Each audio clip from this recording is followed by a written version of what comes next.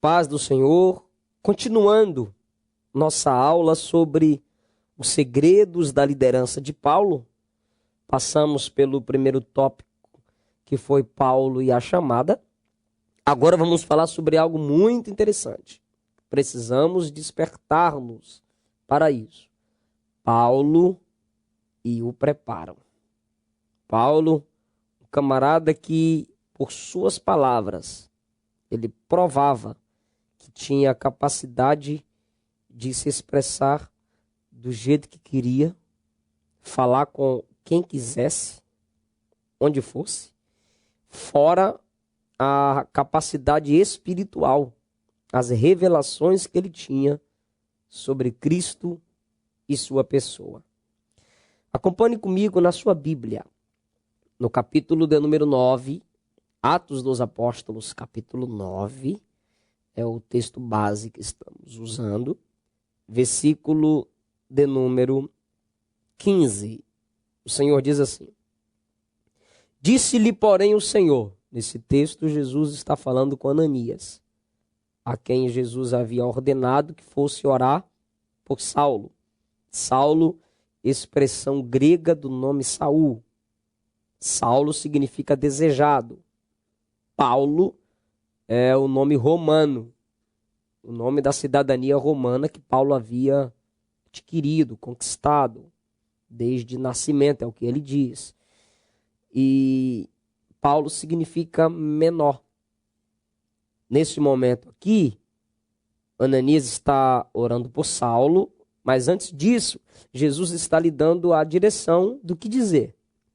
Disse-lhe, porém, o Senhor: vai, porque este é para mim um vaso escolhido, para levar o meu nome diante dos gentios, dos reis e dos filhos de Israel.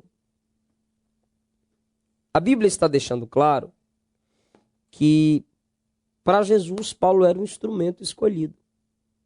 Um vaso que seria cheio do Espírito Santo. Um vaso que seria usado pelo oleiro que é Cristo. Um vaso escolhido. Dentre muitos, Jesus escolheu quem? Saulo. Isso é ser escolhido. Ser tirado dentre muitos. Eu o escolhi para quê? Para levar o meu nome diante dos gentios.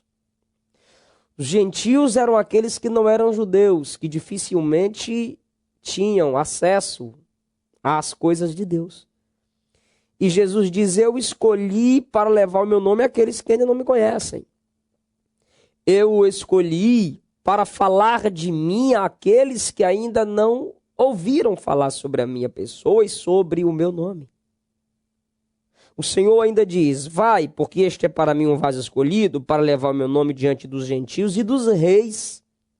Sim, Jesus queria salvar e quer salvar pessoas de autoridade. Pessoas do governo. Pessoas do império do tempo de Paulo e do governo em nosso tempo. Ele não faz acepção de pessoas. E Jesus ainda continua dizendo: vai, porque eu quero que ele leve meu nome diante dos filhos de Israel. Os judeus que entregaram Jesus, ordenaram sua crucificação, tudo debaixo de um plano salvífico, mas vocês sabem a rejeição dos judeus a Jesus. E mesmo assim Jesus diz: eu quero que ele leve o meu nome aos filhos de Israel. Eu quero que eles conheçam o plano original. Eu quero que eles saibam que não é a lei que os salva, mas eu, o Senhor, a conclusão da lei, sou quem posso salvá-los. Deus escolheu Paulo, escolheu, chamou, no versículo 4, no versículo 15, escolheu. Deus chama, escolhe. Só que Deus escolhe Paulo, que é o mesmo Saulo. Deus não mudou o nome dele, não mudou. Saulo é o nome de nascimento. Saulo de Tarso, forma grega do nome Saul. Paulo, o nome que ele havia adquirido por causa da cidadania romana. Ele também era cidadão romano. Isso por causa de alguma influência familiar. E esse escolhido tem preparo. Esse escolhido tem capacidade. Escolhido para levar o meu nome. Deus não escolhe ninguém sem propósito. Você é escolhido de Deus? Sou. Pra quê? Só sei que sou escolhido. Não, não é escolhido. O escolhido tem propósito. Dele, não apenas. Acima dos deles está o de Deus. Se Deus te chamou com propósito, você não pode abrir mão do propósito por causa de propostas humanas e terrenais. Primeiro propósito, levar meu nome diante dos gentios, quem não me conhece, diante dos reis, que se acham grandes, mostrar que meu nome é maior do que o nome deles, para que eles possam se render, e levar o meu nome diante dos judeus, que mesmo me rejeitando tanto, eu os amo e os quero para mim. Aleluia. Então, Paulo tem capacidade para falar para gentio, para rei e para judeu. Paulo tem preparo para falar para quem nunca ouviu falar do evangelho. Paulo tem preparo para falar de quem já tinha conhecimento de Cristo e de Deus, através das profecias bíblicas. Foram os que mais deram trabalho para Paulo, os judeus. Então perceba que Paulo tem preparo para falar para gentio, para quem não é judeu, que nunca tinha ouvido falar. Paulo tem preparo para falar para reis, que não era qualquer pessoa que tinha acesso a falar com reis. E Paulo falou, vamos ver isso. E Paulo tinha preparo para falar até para quem já conhecia sobre a história judaica, sobre os símbolos judaicos e o culto judaico. Peraí, já vi muita gente dizer, até eu já disse, que Deus não escolhe capacitado, capacita o escolhido. Mas Paulo é capacitado. Vamos ver a capacidade de Paulo? Ele era a síntese da melhor tradição judaica, da filosofia grega e do direito romano. Queria um exemplo, queria um modelo, queria um padrão, pensavam em quem? Paulo, o jovem. Você vê que ele tinha o direito de pegar cartas, entrar numa cidade e dizer, eu tenho autoridade para prender os cristãos aqui. Tantos fariseus que haviam, era dado a Paulo esse direito. Paulo falava o hebraico, o aramaico, o grego popular, erudito e o latim. Preparado e escolhido por Deus. Capítulo 22. Abra sua Bíblia, por favor. Versículo 1 a 3. Homens, irmãos e pais, ouçam agora a minha defesa. Olha como ele vai falar com quem está com ódio dele. Porque ele é preso no capítulo 21, a partir do versículo 27. Ele vai chamar as pessoas ao redor de irmãos e de pais. Irmãos, são como eu, sou como vocês. Pais, vocês sabem mais do que eu. Preparo para falar para quem está do seu lado. Preparo, dividir suas palavras em forma de defesa, sem afrontá-los, sem humilhar. Olha o preparo. Versículo 2. Quando ouviram que ele falava em língua hebraica, maior silêncio guardaram. Paulo está falando no idioma deles. Agora, olha que coisa interessante no capítulo 21, por favor. Capítulo de número 21, Paulo prega. E quando ele prega que Deus o enviou a anunciar o nome de Cristo aos gentios, os judeus começam a gritar e dizer: esse homem tem que morrer. Se bem que eles não mereciam Paulo, mas não era a hora de morrer. Quando ele está sendo preso pelo tribuno e pelos soldados, quando ele está dentro de uma plataforma de proteção, o versículo de número 36 diz assim: a multidão do povo clamava: mata-o! E quando iam colocar Paulo dentro de uma fortaleza, Paulo olhou para o tribuno e disse assim: é-me permitido dizer-te alguma coisa? Quando o camarada viu o jeito que Paulo falava, quando o camarada viu a facilidade da linguagem, ele olhou para Paulo e perguntou assim: você sabe o grego? Você sabe falar grego? Por quê? Porque para a multidão em Jerusalém, Paulo tinha falado em hebraico, na linguagem deles. E agora, Paulo vai falar com o tribuno no nível dele. Aí o tribuno vai olhar e vai dizer assim: você fala o grego? E nem é o erudito, é o popular. Paulo poderia ter dito, em outras palavras: sim, eu desço o nível aqui para a gente conversar.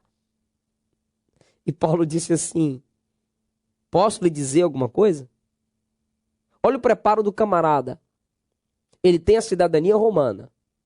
Porém, ele pergunta à autoridade que está sobre ele se ele pode verbalizar algum tipo de palavra. E o tribuno disse: se você sabe o grego, fale. Aí Paulo disse: sou um homem judeu, cidadão de Tarso, cidade não pouco célebre na Cilícia. Rogo-te, porém, que me permitas falar ao povo. Irmão, o que eu acho perfeito aqui é que ele tem a permissão para falar. E o tribuno pensa: já que ele vai falar, porque quem está querendo a morte dele são os judeus. Eu sou uma autoridade romana. Os judeus estavam debaixo da autoridade romana. Ali era a polícia que deveria promover a paz. Mas ele não poderia sentenciar Paulo à morte sem antes ouvir o acusado. Ele não poderia condenar. Então ele pensa: já que ele vai falar, é bom que eu faça um relatório e aí eu levo às autoridades, eles vão saber o que fazer. Só que quando ele pensa que Paulo vai falar no grego popular, quando ele pensa que Paulo vai falar numa linguagem que ele, o tribuno, entende, não, Paulo vai falar na língua das pessoas que o acusavam.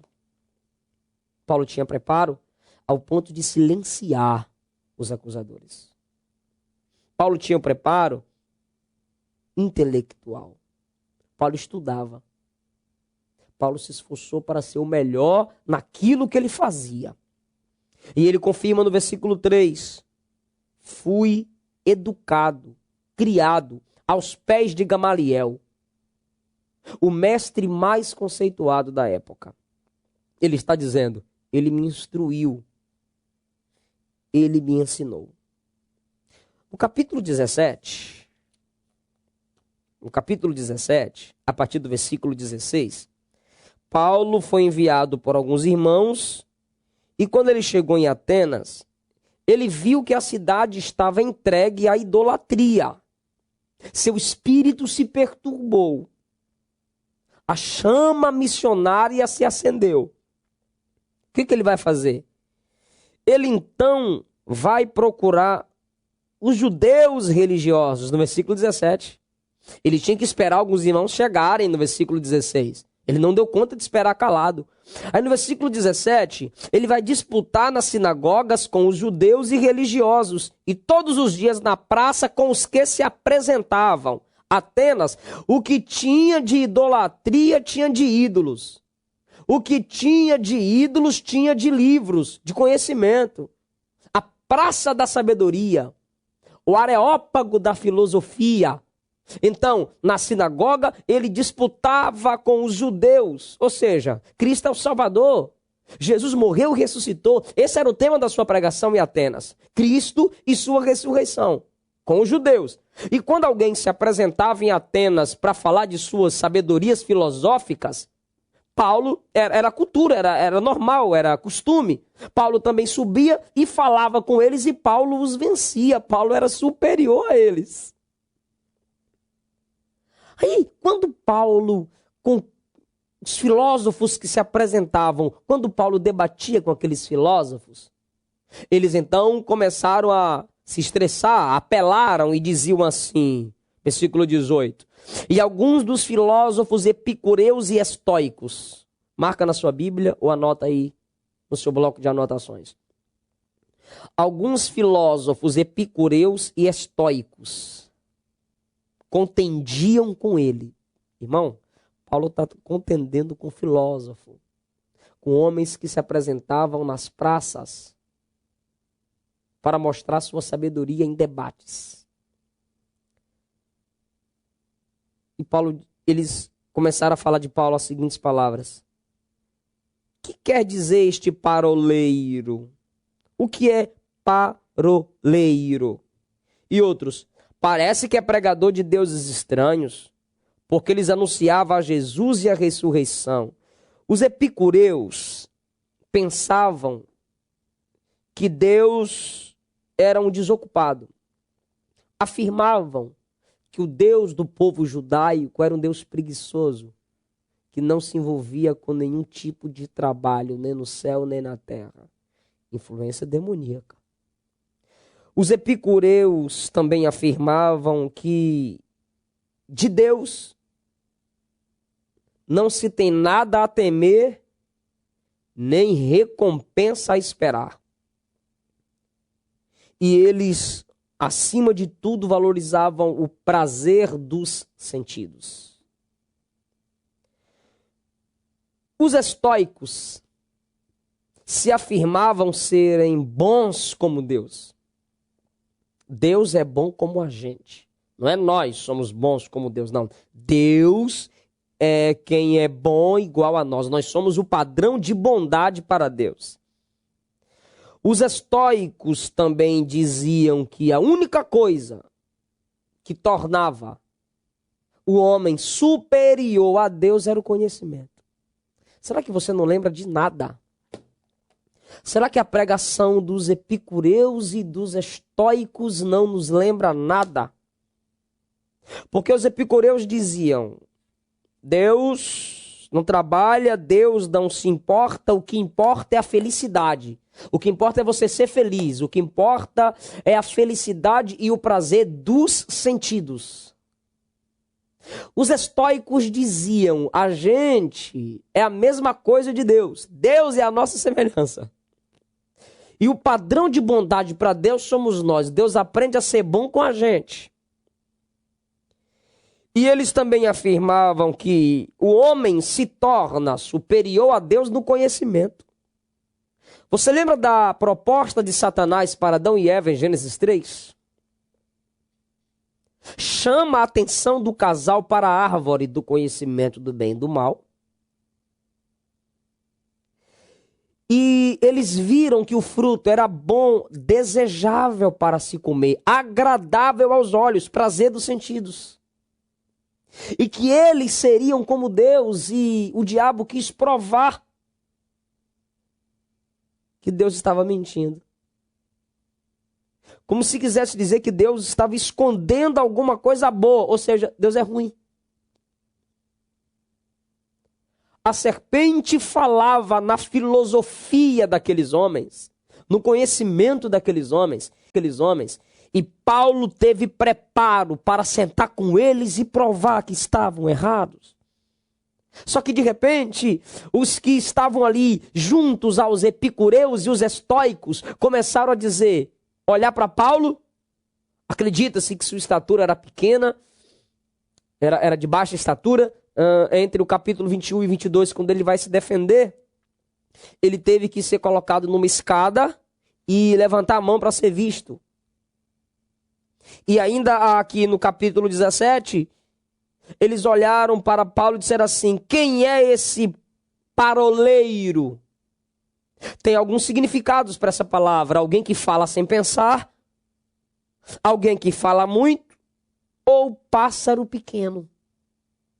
E outro significado para paroleiro é alguém, um pássaro pequeno que roubava sementes. Eles olham para a simplicidade da aparência daquele homem e não sabiam o preparo intelectual que ele tinha. Eles olham para a aparência daquele homem e não sabem que ele era um homem cheio do Espírito Santo. Conhecimento nunca é um desperdício. O investimento que você faz no seu conhecimento fará de você um grande homem, uma grande mulher. O conhecimento ilimitado te tornará uma pessoa que ninguém poderá te limitar. Paulo, naquele momento, está mostrando que ele tem preparo para honrar o nome do Senhor. Enquanto muitos o desprezavam e zombavam do conhecimento da palavra, Paulo se levantou inspirado pelo conhecimento intelectual que tinha e começou a mostrar que vale a pena ter preparo. Porque para falar com aquele tipo de gente, tinha que, no mínimo, ter o mesmo nível de conhecimento e de autoridade no falar. Eu acho bonito, lindo, perfeito e até dei risadas quando eu li isso aqui, é que no capítulo 26, quando Paulo está diante de Agripa, contando seu testemunho, ele diz como ele começou a ser chamado pelo Senhor. Festo olhou para ele e disse: Paulo, as muitas letras estão te fazendo delirar. Paulo, as muitas letras estão te fazendo delirar. O que é isso? Mesmo no momento de zombaria, Festo está reconhecendo que Paulo é uma pessoa preparada. Com certeza, enquanto Paulo estava preso sob custódia, Festo viu os pergaminhos, os rolos, os livros que Paulo usava para estudar. Obreiro, pastor, pregador, missionário, missionária. Se você quer crescer, você precisa continuar valorizando o conhecimento. Festo é ímpio. Festo não tem Deus na vida, mas olhou para Paulo e reconheceu que ele era um homem de muitas letras. E Paulo disse assim: Festo, eu estou em perfeito juízo. Agora, perceba comigo, por favor. Segunda de Pedro. Segunda de Pedro. Capítulo de número 3. Pedro vai exortar a igreja a valorizar o conhecimento. Pedro vai exortar a igreja a valorizar as revelações bíblicas, a abertura da mente.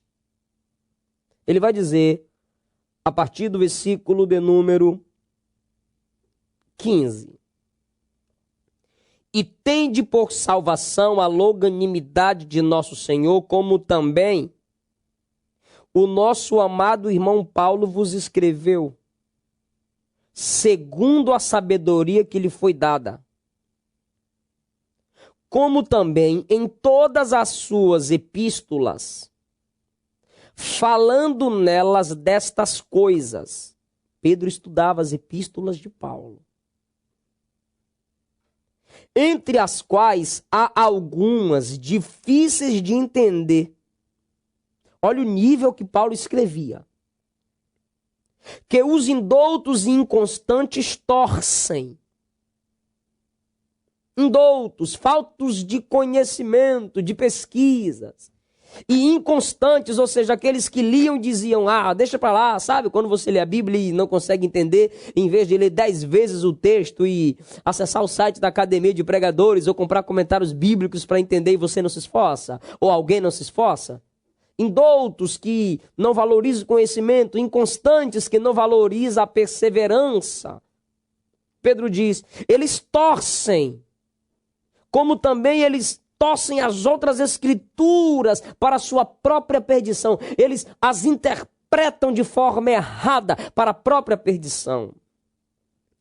Aí no 18 ele diz, irmãos, cresçam na graça e no conhecimento de nosso Senhor e Salvador Jesus Cristo. Quer crescer na graça e no conhecimento? Estude a palavra. Valorize o conhecimento. Escute o que eu vou lhe dizer. Eu escrevi isso num dia em que disse, quero libertar as almas do mundo. Meu coração me disse, primeiro liberte sua alma da ignorância. Acompanhe na sua tela, por favor. Um líder despreparado é pior do que um ateu. Por quê? Um líder despreparado é pior do que um ateu. Porque o ateu simplesmente não crê. E o líder despreparado, ele é desacreditado e impede que outros creiam. Acompanhe na sua tela, por favor. Nesse mundo em que tudo muda rapidamente, o aprendizado contínuo pode ser a chave para a liderança bem-sucedida. Irmãos, o conhecimento sempre está evoluindo e mudando.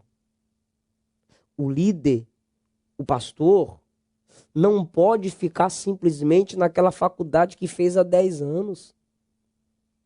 Você não pode dizer que quer fazer a obra de Deus e se limitar no que você já ouviu. Não, você precisa crescer no conhecimento.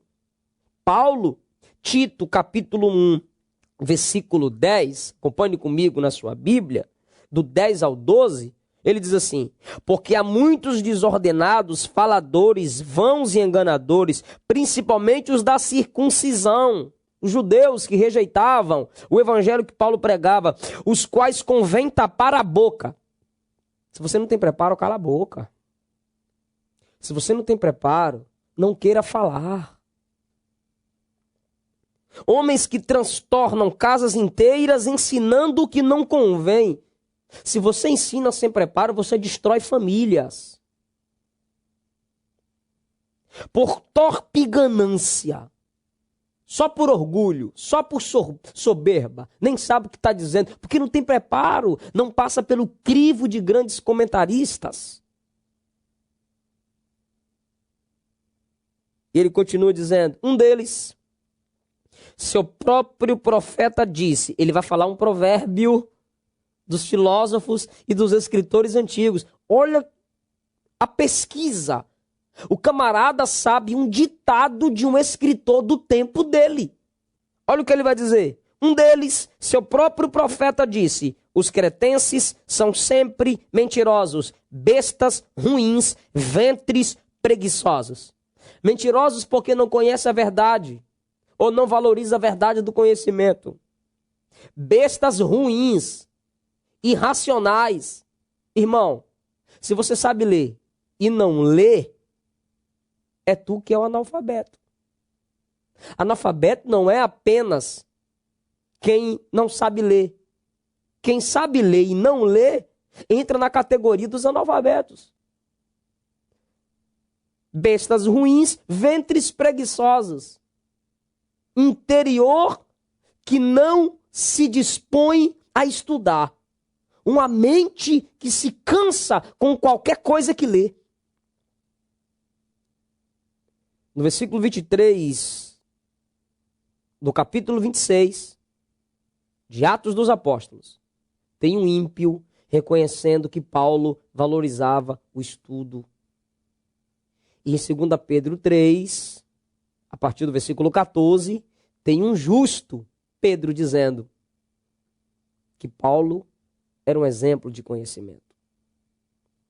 Acompanhe, por favor, a segunda aula, onde vou continuar sobre o preparo. A segunda aula sobre Paulo e o preparo. Deus te abençoe.